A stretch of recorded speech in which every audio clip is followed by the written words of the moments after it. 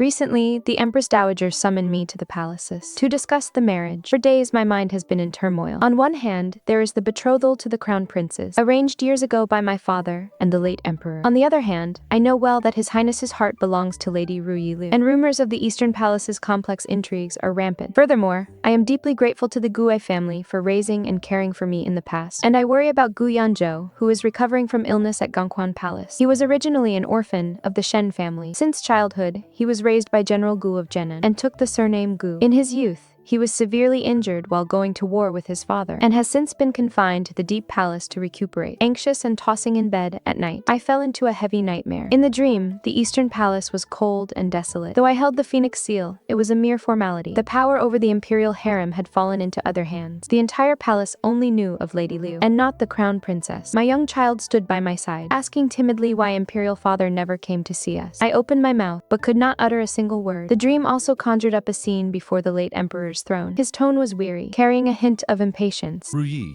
has a proper temperament and can manage the harem well.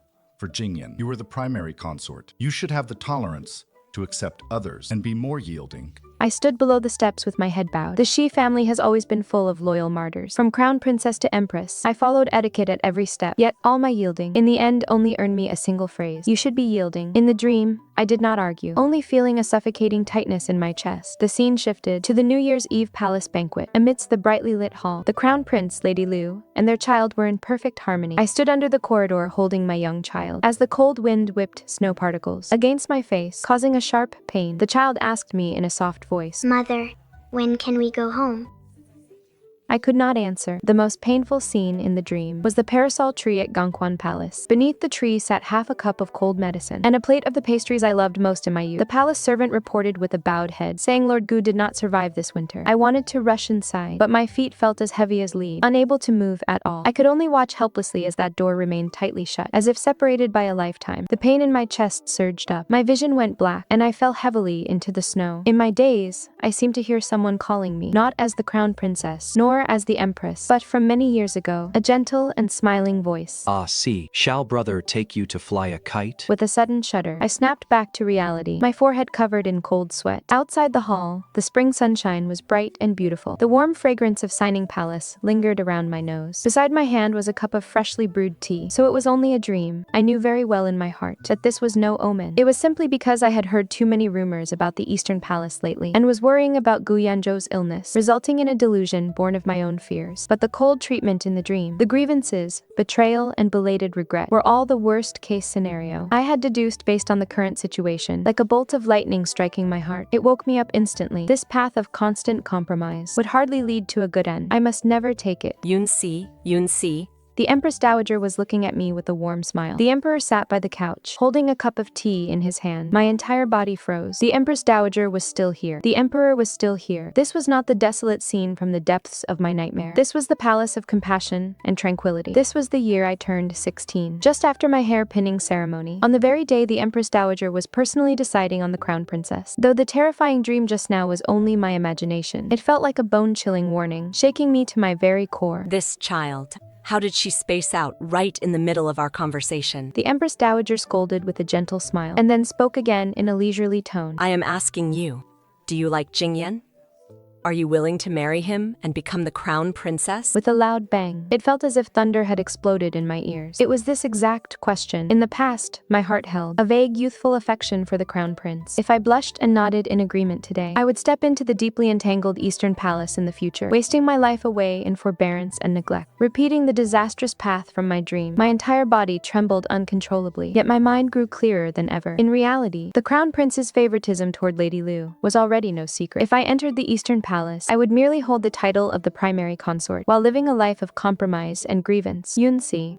Sensing that something was wrong, the emperor set down his teacup. What is the matter with you? I dropped to my knees hitting the golden floor tiles, making a dull thud. Your Majesty, Your Highness. My voice trembled, yet it was exceptionally firm. The marriage agreement back then was merely a verbal promise. In this servant's heart, there is another betrothal. The palace of compassion and tranquility instantly fell silent, so quiet that a falling needle could be heard. The emperor and the empress dowager exchanged a look, their brows furrowing slightly. Asai, what nonsense are you speaking? This marriage was agreed upon years ago. by your father and us. How can it not count? This subject is not speaking nonsense. I raised my head and said, word by word, years ago before your majesty ascended the throne, you and my father swore brotherhood with Uncle Gu. That day, amidst the drinking and merriment at the banquet, my father not only verbally agreed to a marriage with the crown prince with your majesty, but also made a marriage agreement for their children with Uncle Gu. It was only because Uncle Gu later died in battle, and Yanzhou was severely injured and recuperated deep within the palace, that this marriage agreement was never mentioned again. Perhaps your majesty has also long forgotten. The Empress Dowager's expression changed slightly. The Giyu family? The general of the south, the Giyu family, the only son of the Gue family. My throat tightened. That name had been pressed deep in my heart, as if a lifetime had passed. And now, I finally spoke it aloud again. Gu Yanzhou. The teacup in the emperor's hand fell onto the table with a clatter. Gu Yanzhou? The Empress Dowager's voice softened a bit. We remember that child. After being severely injured on the battlefield back then, he has been recuperating in Gangshuan Palace.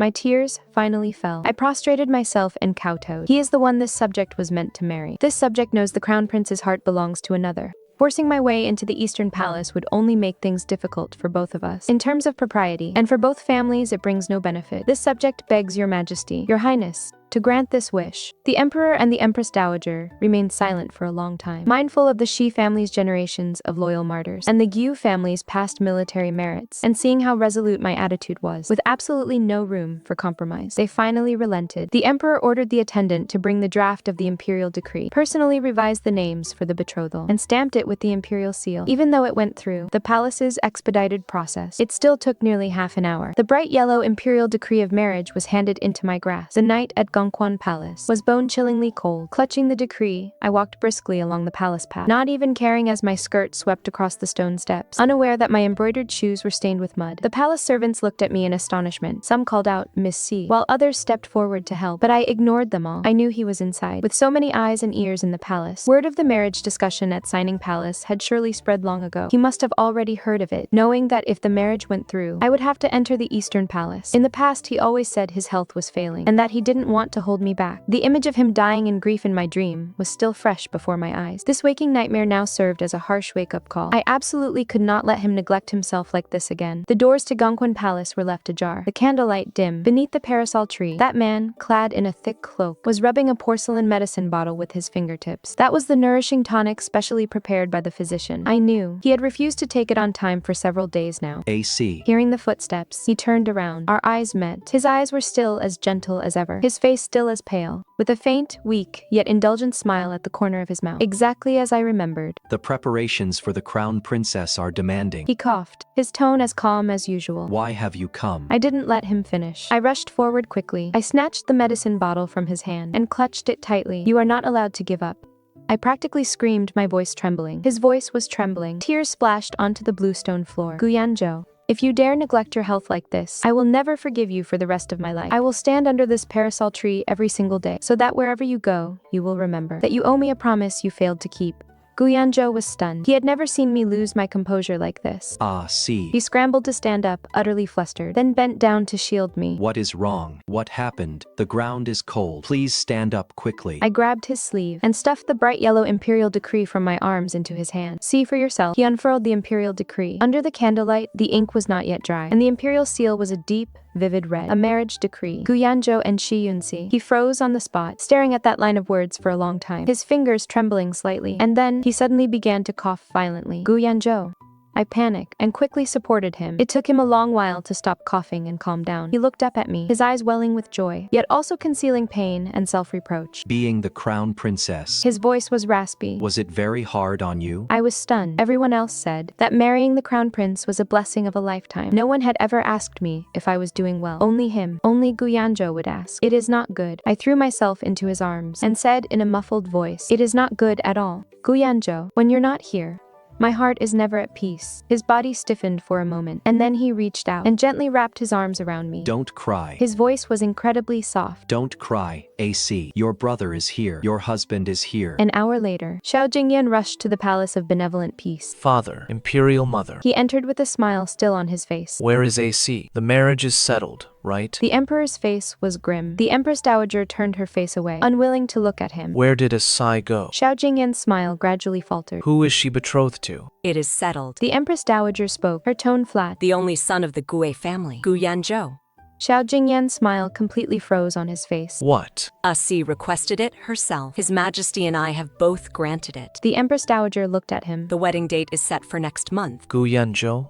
Xiao Jingyan raised his voice. He is gravely injured and bedridden all year round. How can she? Insolence? The emperor slammed his hand on the table and scolded him angrily. You bastard. Who taught you to speak such nonsense? The Gu family has been loyal for generations. That child Yanzhou was injured for the sake of our country. Father. Xiao Jingyan grew anxious. Xie is meant to be the crown princess. How can she marry a sickly invalid? Xie herself does not wish to marry you. The emperor's voice grew cold. Xiao Jingyan was stunned. What one? She knelt before us and your mother, begging us to dissolve her engagement to you.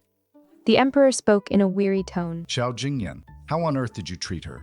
That she would rather choose the ailing Gu Yanzhou than marry into the Eastern Palace. Xiao Jingyan's face turned pale, inch by inch. Behind him, Liu Ruyi had followed him in at some point. At this moment, she also stood there dazed, forgetting to react. How can this be? Xiao Jingyan shook his head. How can this be? She clearly loved me.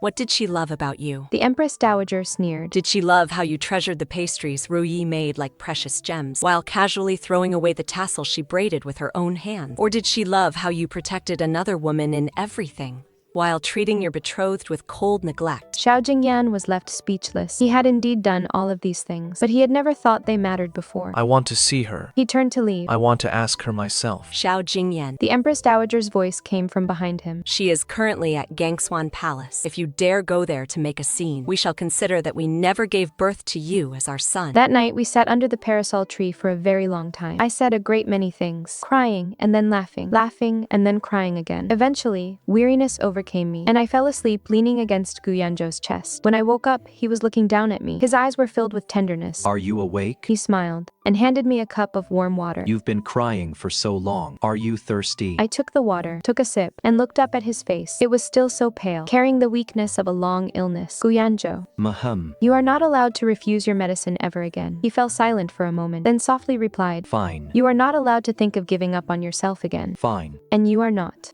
I paused, lowering my voice. You are not allowed to push me away to someone else again. To this sentence, he did not answer immediately. Gu Yanzhou. I looked up at him. His Adam's apple bobbed. Her voice was very soft. AC. Do you know what state I am in now?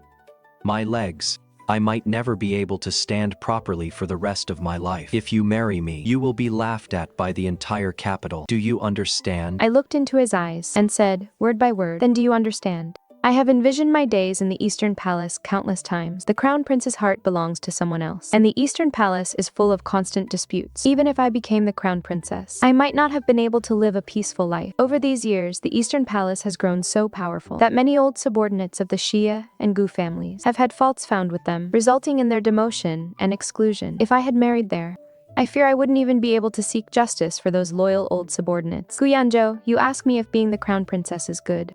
Let me tell you, it is not good at all. I am not afraid of being laughed at. I reached out and caressed his cheek. I am only afraid of you pushing me away again. Gu Yanzhou looked at me, his eyes gradually turning red. He reached out his hand and gently stroked my hair. Fine. He said, I won't push you away anymore. For the rest of my life, I will never push you away again. That night, I stayed at Gangshuan Palace until very late. When I was leaving, he sat under the parasol tree to see me off. AC.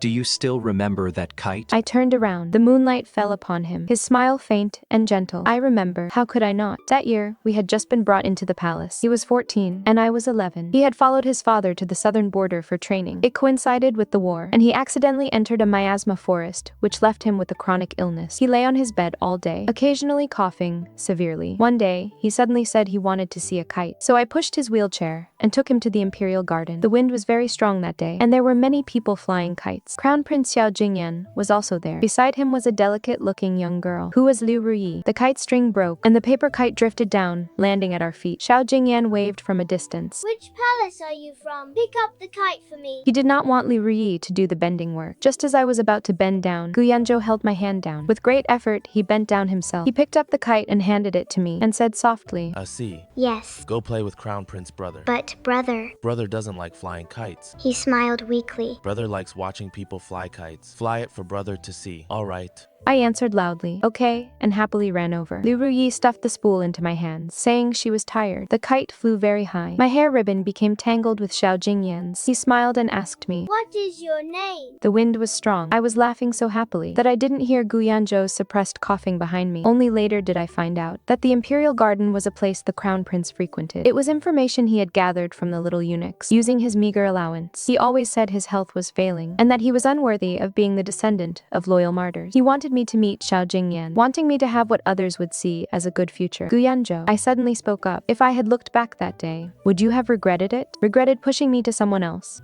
He fell silent for a moment, his voice as soft as a spring breeze. I regret it. I regret it deeply. So from now on, I won't push you away anymore. In the end, Xiao Jingyan did not listen to the Empress Dowager's advice. Before dawn the next day, he was already waiting at the palace alley outside Gongquan Hall. He only dared to wait from afar, not daring to barge in. When I walked out of the palace gates, he blocked my path directly. See. He had lost a lot of weight, with dark circles under his eyes, his robes wrinkled, making it obvious he hadn't slept all night. How could you change just like that? He stared into my eyes. You clearly loved me before. How can you show no affection at all now? I said nothing. You resent me. His voice was hoarse. I know you resent me. I neglected you before, protecting Liu Ruyi while leaving you out in the cold. I do not resent you. I interrupted him. Xiao Jingyan froze. I just do not want to see you. I said, Xiao Jingyan, only later. I want nothing to do with you. But Do you love me? I asked. Of course. Then what about Liu Ruyi? Do you love her? He paused, unable to answer. Look, I smiled slightly, my tone indifferent. You cannot even answer that. I can cast her aside. And then what? I looked at him, cast her aside, marry me, and then feel indebted to her again in a few years, leaving me out in the cold once more. Xiao Jingyan, I am no longer the Xie Yunsi of the past who revolved only around you. Then what about Gu Yanzhou? He suddenly raised his voice. What can he give you? With his health? He can give me a home. I interrupted him. My voice was calm but firm. A peaceful life is more important than anything. Only later. I want to live a good life with him. I also hope your highness will respect yourself, focus on state affairs, and not fail your status as the crown prince. Xiao Jingyan froze in place. I bypassed him and walked toward Gongquan Palace. After taking a few steps, I heard him whisper behind me. Az, I wronged you. I did not look back. He left. Inside Gangquan Palace, Gu Yanzhou leaned against the couch, holding a copy of the court gazette in his hand. Although he had lived in seclusion all these years, he had never put down military books and political affairs. The virtuous reputation of the second prince, Xiao Jingyu, and the biased actions of the Eastern Palace had long been under his watch. There were also several stacks of old files by the desk, which were scattered evidence gathered in secret over the years, of the Eastern Palace faction framing loyal officials. I sat down. He said some words of regret. Gu Yanzhou's hand flipping the court gazette paused slightly. Azai. The virtue of the heir to the throne concerns the stability of the state. It is for His Majesty and the civil and military officials to judge. As a subject, one should only report matters based on facts and not rashly criticize the foundation of the state. He looked up at me, his gaze gentle yet firm. But I can promise you, I will never let you suffer even half a grievance again. Only when the court is clean and the people are at peace can our small family be secure. He spoke lightly, as if saying the weather today was very nice. But I knew he had already made a decision in his heart, not for personal grudges, but for the stability of the court and to keep me safe for the rest of my life. Gu Yanzhou stood up. It was the third day after our engagement. I went to Gongquan Palace to find him. From afar, I saw a figure standing beneath the parasol tree. He was tall and slender, dressed in a moon-white brocade robe. Hearing my footsteps, he slowly turned around. See, you. He stood there, like a green bamboo after the rain. You. My mouth hung open, unable to speak for a long moment. You can stand up. He smiled, his tone light and casual. I met a skilled physician. After some time of careful treatment, I was able to stand. He made it sound easy, but I caught the fleeting flash of endurance in the corner of his eyes and noticed the involuntary tremble of his fingertips beneath his sleeve. Only later did I learn that he had found that physician, who specialized in treating toxins, 6 months ago, and already knew the method to suppress his chronic illness. But back then, his heart was dead as ashes. He would rather have wasted the rest of his life in a wheelchair than use a method that so heavily drained his vitality. Until I knocked on the door of Gongquan Palace, grabbed his medicine bottle, and took hold of his will to live. Gu Yanzhou. I stepped forward and supported his arm. Are you hiding something from me? No one. He took my hand in return, his fingertips slightly cool. See, look, your brother can stand up now. In the future, I can protect you, He lowered his head, his forehead gently brushing against the crown of my head. At the time, I thought the coldness was just from recovering from a long illness. Only later did I learn that it was a side effect of the drug suppressing the poison. On the day of our wedding, the entire city of Jinling was adorned in red silk. In gratitude for the Gu family's loyalty and sacrifice, the emperor had previously bestowed upon Yanzhou the honorary title of vice minister of the court of imperial entertainments. Although he did not have to report for duty daily, he was still considered to hold an official court position. Gu Yanzhou rode on horseback to receive his bride. Dressed in a red robe, he looked exceptionally handsome. The commoners along the streets gasped in amazement. Young Master Gu can stand, who said he was a cripple. Sitting inside the bridal sedan chair, I watched his back through the red veil. He sat upon the horse, his back perfectly straight, with a gentle smile on his lips. But I knew he was enduring great pain. The day the drug's side effects would backlash happened to fall precisely on our wedding day. The physician had advised him to choose another day, but he stubbornly refused, insisting on marrying me with the utmost grandeur, unwilling to let me suffer even a whisper of gossip or grievance. The bridal sedan arrived at the gates of the Shen Manor. This was his family's ancestral home. Though he had been raised in the Gu family since childhood, he still kept the Shen family's ancestral residence, which was also a way of honoring his ancestry. Gu Yanzhou dismounted from his horse and reached out to support me. AC. His voice was kept very low, so that only I could hear. I'm not tired. I squeezed his hand tightly. What about you? Are you in pain? It is no matter. He said with a smile, but his hand was trembling slightly. Once the wedding ceremony was completed, the guests dispersed. In the bridal chamber, the red candles burned brightly. Gu Yanzhou sat on the edge of the bed, and I sat right beside him. AC.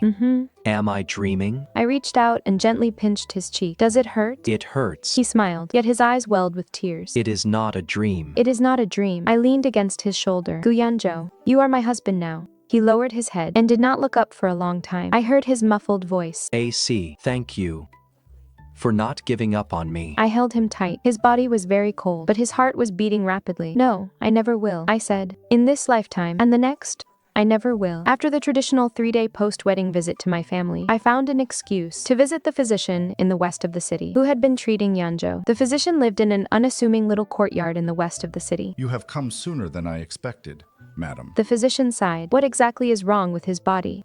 I asked. Is it really just an old injury? It is not entirely an old injury. It is a deep-seated chronic poison. The physician poured me a cup of tea. This poison was contracted during his military campaigns years ago, when he mistakenly entered the miasma-filled forests of the southern border. The damp toxins of the mountains and marshes settled deep into his meridians. The poison stagnates his qi and blood, leaving his legs and feet weak, and his body frail, remaining uncured for years. My heart tightened. Is there a cure? There is. The physician nodded. There are 2 solutions. First, long-term nourishment and care to prolong his life with the illness, but it will be difficult to ever cure it completely, and he will never be able to walk like a normal person. Second, we need dew grass from the deep mountains of Miaojiang as a medicinal guide, combined with golden needle acupuncture to expel the poison. This can completely purge the remaining poison from his body and cure him entirely. Then why didn't he seek treatment before? First, dewgrass grows deep within toxic miasmas, making its harvesting extremely dangerous. The slightest carelessness could lead to injury from the miasma. Second, during the period of taking the medicine and acupuncture, he needs someone close to him by his side to help regulate his breathing and assist the flow of the medicine's power. The person accompanying him will also suffer a significant toll on their own vital energy and spirit. The physician looked at me. Lord Gu asked about the method for a permanent cure long ago, but upon hearing that it required someone close to him to accompany him and deplete their vital energy, he never mentioned it again. In the past, he was disheartened and unwilling to let others take risks for him, so he simply gave up. My hand holding the teacup tightened, so it wasn't that he couldn't be cured, but that he didn't want to burden anyone. Then how is he able to stand now? He took a medicinal decoction that temporarily suppresses the poison. It ensures he can move normally for a few months, but once the medicine wears off, the rebound of the poison will take an even greater toll on his body. The physician sighed. He said, I must marry my lady with full honor and respect, and I cannot let her suffer even the slightest grievance. I sat there, my tears falling one by one onto the back of my hand. Physician, I looked up, my tone firm. I want to treat him, no matter how difficult it is. I want him to fully recover. Has Madam thought this through? During the process of accompanying him through the acupuncture, you will also have to endure discomfort. I have thought it through, I said. He could disregard his own health for my sake, so what does it matter if I accompany him through this? The physician looked at me and sighed after a long silence. There is just one more difficulty. The deep mountains of Miaojiang are under the jurisdiction of the great Yan vassals. No one may enter without official documents. The condensation grass is also a rare medicinal herb controlled locally. It requires an imperial decree to be obtained. I understood. Gu Yanzhou paid close attention to court affairs and reported matters truthfully, not just for the stability of the court, but also to pave the way to petition for this decree. He did not want me to know about these dangers. He only wanted to pave the way himself, to protect my peace for a lifetime. But he did not know that I also wanted to stand by his side and cross this hurdle together. Regarding today's matter, I instructed the physician, do not tell him yet. I want to wait until everything is settled before speaking to him. Xiao Jingyan's recent behavior had become increasingly improper, becoming the talk of the town in Jinling.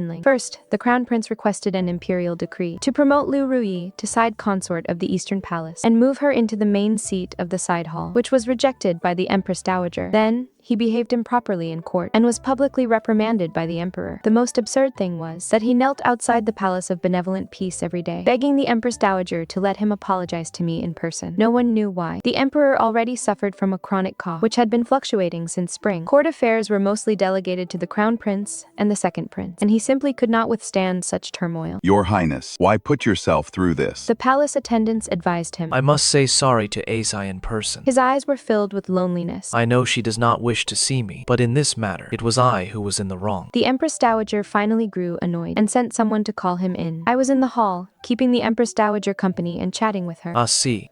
Address her as Madame Gu. The Empress Dowager interrupted him in a cold voice. Xiao Jingyan froze, looking at me with pain in his eyes. Madame Gu, I know you resent me, but you cannot refuse to hear even a single apology. I have wronged you in the past. Your Highness speaks too gravely. I looked up at him. Matters of marriage are, after all, a mutual agreement. That I chose another suitable match was my own choice, and has nothing to do with Your Highness. Rather than lingering here and causing complications, Your Highness would do better to focus on state affairs and not fail your duties as the Crown Prince. I stood up, about to take my leave, but then paused in my steps. Turning back, I said, if Your Highness truly repents, you should restrain those around you, lest petty people use the name of the Eastern Palace to frame others. The grievances suffered by the former subordinates of the Gu family and the former generals of the Xie family, Your Highness should also investigate them. To restore justice to the loyal and righteous is what a crown prince ought to do. Xiao Jingyan opened his mouth, his face filled with astonishment. I turned and walked away. A hand lifted the curtain, and Gu Yanzhou walked in, dressed in his official robes. His features were gentle, yet he carried an undeniable aura of authority. He stood in front of me and looked at Xiao Jingyan. Your Highness, my wife has already made herself very clear. You. Xiao Jingyan stared at him. How dare you speak to us in such a manner? This subject would not dare. Gu Yanzhou nodded slightly, his tone calm. This subject merely wishes to remind Your Highness that this realm belongs to His Majesty, and even more so, to the people of the realm. A ruler should prioritize the state and set aside personal desires. Your Highness's persistent entanglement with my wife, should word get out, would compromise the dignity of the Crown Prince and violate the rules of propriety. Xiao Jingyan's pupils shrank, but in the end, he merely lowered his eyes. It was we who lost our propriety. Gu Yanzhou took my hand. He walked away without once looking back. A few days later, Liu Ruyi stopped me at the palace gates. Xie Yunsi. She had grown much thinner, her eyes sunken, yet her gaze remained sharp. You won.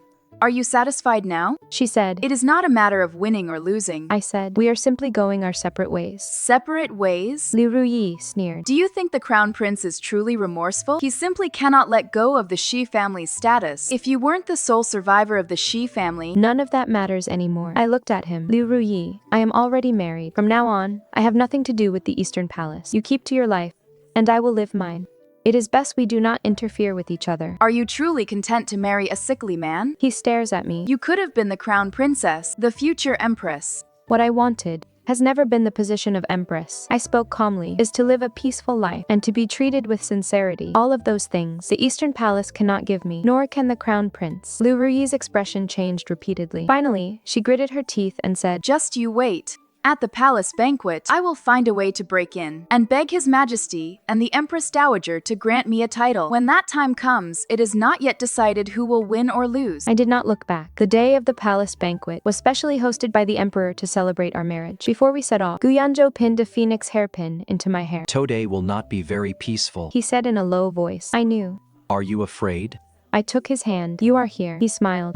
I am here. The banquet at the Palace of Benevolent Longevity was extremely extravagant. The emperor and the empress dowager sat at the head. Xiao Jingyan sat on the left, and Xiao Jingyu sat on the right. Gu Yanzhou and I sat below them. Glasses clinked, and the singing and dancing were in full swing. Xiao Jingyan's gaze would occasionally fall upon me, filled with regret and loneliness, but he didn't come forward to speak to me again. Gu Yanzhou blocked a glass of wine for me, and said with a smile, Your Highness, my humble wife is not good at drinking. I shall drink in her stead. Xiao Jingyan's eyes dimmed for a moment, but in the end, he did not lose his temper. He let out a cold snort and drank his wine alone. After 3 rounds of drinks, Liu Ruyi had still not shown up. Xiao Jingyan kept looking outside the hall. His expression grew increasingly anxious. He had known all along that Liu Ruyi wanted to ask about the palace banquet and force him to grant her an official status. He had intended to dissuade her, but to his surprise, she was nowhere to be seen. Unable to sit still any longer, he rose to take his leave. Your son begs to be excused for a moment, He said before hurriedly leaving the banquet. Xiao Jingyu and Gu Yanzhou exchanged a look. As I murmured, Lord Gu, for the crown prince to act in this manner is ultimately no blessing for the state. Gu Yanzhou did not say much, but simply squeezed my hand tightly. Xiao Jingwen was discovered in the side hall. He had been away from the banquet for the time it takes to drink a cup of tea. Seeing that he had not returned for so long, the Empress Dowager grew uneasy and sent her headmaid to look for him. Your Highness,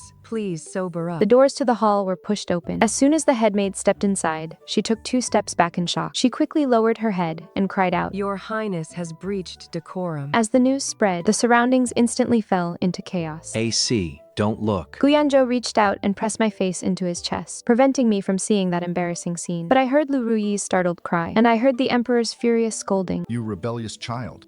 Immediately after came the loud crash of a shattering vase, followed by the sound of the emperor collapsing to the ground. Your Majesty, Imperial Father. Everything erupted in an instant. Xiao Jingyu was the first to rush forward to support the emperor. The Empress Dowager swayed and was quickly supported by her headmaid. I raised my head and saw Xiao Jingyan kneeling on the ground, his face deathly pale. Liu Ruyi cowered in a corner, a bright red handprint on her face, struck by the emperor in his towering rage. It turned out that Liu Ruyi had insisted on forcing her way into the main banquet hall, and Xiao Jingyan had rushed to the side hall to stop her. As the two argued and pulled at each other, the alcohol rushed to their heads, and their behavior crossed the line. They happened to be caught red-handed by a searching nanny. That was the first time I had ever seen such a look on the emperor's face. It was not rage, but bone-deep disappointment. You, The emperor's voice was trembling. as the crown prince of a nation, you actually lost your composure after drinking at a palace feast, arguing and pulling with the Eastern Palace concubine, Lady Liu, in the side hall, behaving with such impropriety, and committing such an act that disgraces the dignity of the crown prince. Father, your son was framed. Who framed you? The emperor laughed in extreme anger. You drank too much yourself. You left the banquet yourself, and you kept her in the side hall yourself. This woman belongs to your Eastern Palace. You have doted on her all these years, and we turned a blind eye. But what about you? We arranged a marriage for you with the daughter of a loyal martyr, yet you neglected her. We paved the path of the crown prince for you, yet you ruined it with your own hands. Now, who else do you want to blame? Father, Shut up. The emperor closed his eyes and remained silent for a long time. Only Liu Ruyi's suppressed sobbing remained in the hall. The emperor already suffered from a chronic coughing ailment. After this incident, his anger attacked his heart, and that very night he coughed up blood and became bedridden, falling bedridden from then on. After taking his pulse, the imperial physician said it was his old illness triggered by the shock, which damaged his core health. The Empress Dowager guarded by his bedside, never leaving his side. Xiao Jingyan knelt outside the hall for 3 days and 3 nights, but the emperor refused to see him at all. The court was in a state of unease, and the emperor knew the matter of the crown prince could no longer be delayed. On the night of the 4th day, he summoned the second prince, Xiao Jingyu, and the key ministers of the Grand Secretariat inside. They spoke in secret for 4 hours, setting the procedures for deposing and appointing the heir apparent, and establishing that, according to ancestral laws and court regulation, the matter would be submitted to the court ministers for collective deliberation. On the morning of the 5th day, the Empress Dowager sent someone to bring me into the palace, saying the emperor wished to see me one last time. When I entered the hall, the emperor's face was already ash-gray, and his breath was as weak as gossamer. Asai, He called to me. Her voice was very soft. Your Majesty. we have failed your father, and we have failed you as well. The emperor looked at me, his eyes filled with deep guilt. If we had only seen through Jingyan's character sooner, we would not have let you suffer such grievances. Your Majesty speaks too gravely. No, The emperor smiled bitterly. it was our failure to judge his character clearly, which wronged the descendant of a loyal subject. He paused, then asked again. Asai, We wish to ask you, do you hate him? He was referring to Xiao Jingyan. I thought about it and answered truthfully. I do not hate him. I simply do not wish to forgive him, nor do I wish to have any further association with him. Everyone makes their own choices, and he must bear the responsibility for his own actions. The emperor fell silent for a moment, then suddenly smiled. Fine. He said, It is well not to forgive him. We do not forgive him either. That night, the emperor passed away, leaving a decree passing the throne to the second prince, Xiao Jingyu. The decree also listed the various misdeeds of the former crown prince, Xiao Jingyan, stating that his final punishment was left to the court ministers to deliberate according to ancestral laws, with the new emperor supervising. Ultimately, the ministers deliberated and decided according to the law that Xiao Jingyan would be enfeoffed as the prince of Qi, with Qizhou as his fief, and forbidden to return to the capital without imperial decree. All powers of the Eastern Palace were stripped away. There was no deliberate revenge, nor any fated judgment. This was the legal punishment he had to bear for his own mistakes. On the day Xiao Jingyan left the capital, a light rain was falling. He came outside the gates of the Shen residence, begging to see me one last time. Gu Yanzhou stood inside the gates, making no move to open them and welcome him. He only spoke across the gateway. Your Highness, my wife does not wish to see you. If you have anything to say, please say it here. Ah, see. His voice drifted in through the curtain of rain. I know you are inside. I only wanted to say that I was wrong. I was truly wrong. I should not have neglected you, nor should I have protected Lady Liu and broken your heart. His voice choked with emotion. I do not beg for your forgiveness. I only pray that you will live in peace and prosperity from now on. I stood behind the gates and did not open them. Take care on your journey, Your Highness. I said, once you arrive in Qizhou, take care of yourself. Reflect deeply on your past mistakes and do not act willfully again. There was a long silence outside the gates. The rain pattered softly, and the sound of footsteps gradually drifted away, vanishing into the curtain of rain. Gu Yanzhou returned to the room and took my hand. He is gone. Are you not going to see him off? No. He lowered his head, gently rubbing his forehead against the crown of my head. It is all in the past. From now on, there is only us. The sound of rain outside the window gradually subsided. Leaning in his arms, my tears finally fell, not out of sadness, but because I had finally let go of the regret kept deep in my heart for years. The new emperor ascended the throne, changing the era name to Yong'an. The very first thing Xiao Jingyu did after ascending the throne was to issue an imperial decree to purge the court and investigate those who had clung to the crown prince's faction over the years and framed the loyal old subordinates. Prior to this, Gu Yanzhou had already submitted the files of the old cases, which he had compiled for years to the imperial court. Every single case was backed by solid evidence, proving how they had used the crown prince's affairs back then to suppress dissidents and frame loyal and upright officials. This move was solely to clear the names of the wronged in the old cases and to purge the court without a shred of personal grudge. As a concubine of the Prince of Qi, Liu Ruyi was supposed to accompany Xiao Jingyan to Qizhou. Before their departure, Xiao Jingyu summoned her alone. Lady Liu, do you plead guilty? Liu Ruyi knelt on the ground, dressed in plain white clothes. This guilty concubine pleads guilty. To what crime? This guilty concubine at the palace banquet behaved inappropriately with His Highness, the Prince of Qi, after drinking. That is not what we are asking. Xiao Jingyu interrupted her. We are asking about all these years, secretly framing General Xi's old subordinates, bribing officials, and plotting to drive a wedge between court officials. These matters, do you admit to them? Liu Ruyi looked up abruptly, her face turning deathly pale. What is your Majesty saying? The evidence is all in our hands. Xiao Jingyu looked at her. Every single case is backed by solid evidence, verified by the authorities. There is no need for you to quibble. Liu Ruyi trembled all over, still wanting to argue. Whether you admit it or not no longer matters. Xiao Jingyu stood up. Considering you have not taken any lives, by law, we shall spare you the death penalty. You will accompany the Prince of Qi to Qizhou and enter the prince's family temple to repent. You shall not leave the estate for the rest of your life. We hope you will repent with all your heart. Your Majesty.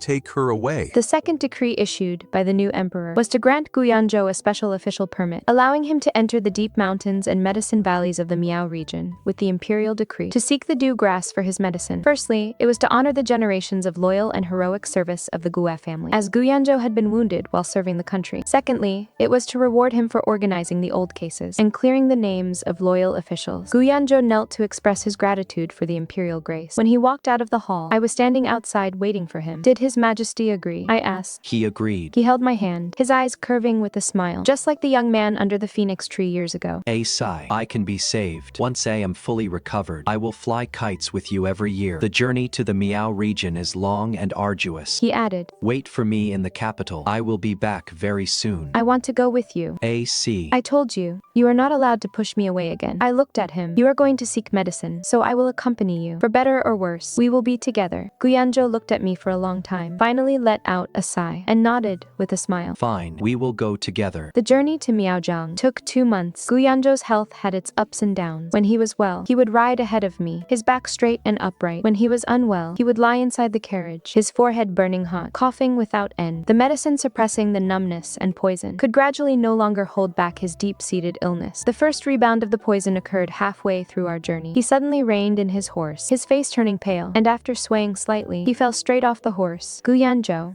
I'm fine. He tried to push himself up from the ground, his voice weak and hollow. Just a bit tired. Before he could finish his sentence, he fainted. I quickly rushed forward to support him. His hands were ice cold, his lips pale, and his forehead covered in cold sweat. That time, he remained unconscious for 3 days and 3 nights. When he woke up, the green mountains of Miaojiang were already reflected in the carriage window. We're here. He asked hoarsely. We're here. I held his hand tightly. We have arrived. The physician in the capital had previously written a letter to his counterpart in Miaojiang, entrusting him to meet us at the foot of the mountain. The local physician was already waiting there. Lord Gi, the dew, condensing herb grows in the medicine valley at the mountain peak. However, the path ahead is filled with toxic miasma, making it exceptionally perilous. With your current physical condition, I fear you cannot withstand the miasma invading your body. I'll go. AC. Gu Yanzhou immediately frowned. No, it is too dangerous. You wait for me here. I looked at him, my tone firm. You have always been the one protecting me. This time, it is my turn. The physician will give me a heart-protecting pill, and someone will accompany me the entire way. Nothing will go wrong. If I go myself, I can also verify with my own eyes that the herb is correct. In the medicine valley of Miaojiang, the toxic miasma hung thick in the air. The physician led the way ahead, while I followed closely behind. The miasma made my throat tighten, and the moss underfoot was wet and slippery. Every single step was a struggle. After walking for an unknown amount of time, my legs began to feel weak, and my consciousness grew a bit hazy. Finally, I saw that massive ancient tree. Beneath the tree grew a cluster of emerald green grass, with morning dew clinging to its leaves. It was indeed the dew-condensing grass. That is the one, the physician said in a low voice. Be careful, madam. The leaves are tainted with miasma. Touching them will cause a stinging numbness. I stepped forward, swallowed the heart-protecting pill, and reached out to pluck the dew-condensing grass. The moment my fingertips brushed the leaves, a sharp, stinging pain flared up. Yet, my heart was filled with joy. Gu Yanzhou, you can be saved now. In our future, we still have a very, very long time together. By the time I made my way down from the medicine valley, night had already fallen. Gu Yanzhou, forcing his ailing body, was waiting at the foot of the mountain. Seeing me come down, hurried forward. AC. Before he could finish his sentence, he coughed, his face turning a few shades paler. It was a sign of the poison rebounding. Don't move. I supported him and showed him the dew-condensing herb. Look, I got it. Your poison can be cured now. Looking at my fingertips, which were red from being stung by the leaves, his eyes instantly welled with tears. What a fool. He said in a raspy voice. Something so dangerous. How did you dare? For you. There is nothing I wouldn't dare to do. I smiled. Let's quickly head back to the courier station and settle in, so the physician can prepare the medicine. Once we settled into the nearest provincial courier station, the physician set to work compounding the medicine and refining the elixir. Only then did I tell Gu Yanzhou that during the period of taking the dew-condensing herb and undergoing acupuncture, he needed someone close to stay by his side to help regulate his breathing and assist the medicine's power in circulating through his meridians. The process would consume a significant amount of vital energy and mental strength. No. He refused without a second thought. I would rather go uncured than let you take such a risk. What nonsense are you saying? I took his hand. The physician said, it will only cause some soreness and fatigue. It won't be life-threatening. Once you are fully recovered, we still have decades to spend together. This bit of hardship, what does it even matter? Gu Yanzhou, in the past you carried everything alone. For the road ahead, we will walk it together. All right? He looked at me. For a long time, he finally nodded, his eyes rimmed with red. The day the medicine was refined into a pill was a sunny one. The physician prepared the golden needles and had me sit by Gu Yanzhou's side. Once the medicine's power disperses, in a moment, you must stay by his side, madam. Follow the method I told you to help him regulate his breath and energy. Coordinate with the needling to guide the medicine's power through his meridians. During this process, both of you will feel soreness and swelling in your meridians. Remember, it must not be interrupted. Otherwise, the medicine's power will disperse, and all previous efforts will be wasted. Fine. Gu Gu Yanzhou and I spoke in unison. As the pill entered his mouth, Gu Yanzhou closed his eyes. Soon, cold sweat broke out on his forehead, and his brow furrowed tightly. Sitting by his side, I helped him regulate his breath using the technique the physician had taught me. A sore, hot sensation spread up from my fingertips, like a warm current slowly flowing through my meridians. It was not easy, but seeing his profile as he endured in silence, I felt this bit of discomfort was nothing. I did not know how much time had passed, but the sore, swollen feeling gradually faded. Gu Yanzhou opened his eyes, and his very first words were, "Ah, see, are you in pain?" I shook my head with a smile. I'm fine. What about you? How do you feel? He tried to circulate his energy, and joy appeared in his eyes. The heavy, sluggish feeling in my meridians is much lighter. The physician stepped forward to feel his pulse, and after a moment, he let out a sigh of relief. Very well. The remaining poison has begun to disperse. With another 3 to 5 years of recuperation, he will fully recover and be no different from an ordinary person. The atmosphere in the room instantly lightened up. That night, we stayed at a courier station. Gu Yanzhou sat on the edge of the bed, watching me drink my restorative medicine. Is it bitter? He asked. It is not bitter. I smiled. Compared to the medicine you used to drink, this is much sweeter. He didn't smile, but simply reached out and gently stroked my hair. AC. For the rest of our days, let's live well together. You will accompany me to cure my illness, and I will accompany you to see the world. Fine. I extended my pinky finger. Pinky swear. He was taken aback for a moment, then also extended his pinky finger, hooking it with mine. Pinky swear. Our two pinky fingers hooked tightly together, like our feelings that had wandered for many years, finally settling firmly into place. In the spring of the following year, news came from Qizhou. After Xiao Jingyan arrived in Qizhou, his past actions of indulging his subordinates and framing loyal officials were fully verified by the authorities according to the law. He was stripped of his military power in accordance with the law, and placed under house arrest in the Prince of Qi's manor, not allowed to leave without an imperial decree. Liu Ruyi entered the manor's ancestral temple to pray to Buddha and repent her sins all day long, never to take a single step out of the manor gates for the rest of her life. Everyone has their own choices, and everyone has their own destiny. The law is clear and bright, and the punishment fits the crime. I asked Gu Yanzhou, do you think it is a pity about Liu Ruyi? Gu Yanzhou thought for a moment. It is a pity, but she is not innocent. She chose her own path, so she must bear the consequences herself. Then what about me? I asked with a smile. Am I a pity? You are not. He squeezed my hand tightly, his eyes filled with a gentle smile. You have me. Gu Yanzhou, you really have no shame. He laughed out loud. When living with my own wife, why would I need shame? In the 3rd year of Yang'an, spring came exceptionally early. The parasol trees in the Shen estate blossomed. As the wind blew, the tiny light purple flowers rustled and fell. I sat under the tree, holding a newly made kite in my hand. AC. Someone called me from behind. I turned around. Gu Yanzhou stood in the spring light, dressed in a green robe, his eyes full of smiles. He also held a kite in his hand, in the butterfly style I loved most in my youth. Let's go fly the kite. Fine. The wind in the imperial garden was as good as always. I held the spool, while Gu Yanzhou stood beside me. The kite flew very, very high. Do you still remember when we were young? He asked. I remember. You lied to me, saying you didn't like flying kites, and only liked watching others fly them. I didn't lie to you. He said. I truly liked watching someone fly kites. Watching whom? Watching you. He lowered his head, his smiling eyes shimmering with light. Only back then, I felt I wasn't worthy. Not worthy of flying kites. Not worthy of playing with you. Not worthy of loving you. The wind suddenly picked up. The kite string pulled taut. And now? I looked up and asked him. Now. He reached out and covered my hand, holding the spool together with me. Now I feel that, in all of heaven and earth, only I am worthy. Gu Yanzhou, you really have no shame. He smiled gently. But you like it. The kite flew very high. The string was very, very steady in our hands. I thought back to that spring many years ago. He sat in his wheelchair, pushing me to go fly the kite, saying, brother doesn't like flying them, and telling me, ah see, go play with Crown Prince brother. The wind was too strong back then, so I couldn't hear his suppressed coughing. The wind is still very strong now, but I can clearly hear his heartbeat. Right by my ear, steady and reassuring. Gu Yanzhou. I suddenly called his name softly. His body paused slightly, and he looked down at me, the tenderness in his eyes overflowing. The days ahead are still very long. The days of recuperating might be a bit boring. But I leaned into his embrace, listening to his heartbeat. With you here, I'm not afraid of anything. He lowered his head and gently kissed the crown of my head. I'm not afraid either. The kite drifted in the spring breeze, the spool held in our hands, steady and secure. I am not considered clever, and I almost took the wrong path, but I finally did the one most important thing right, choosing you.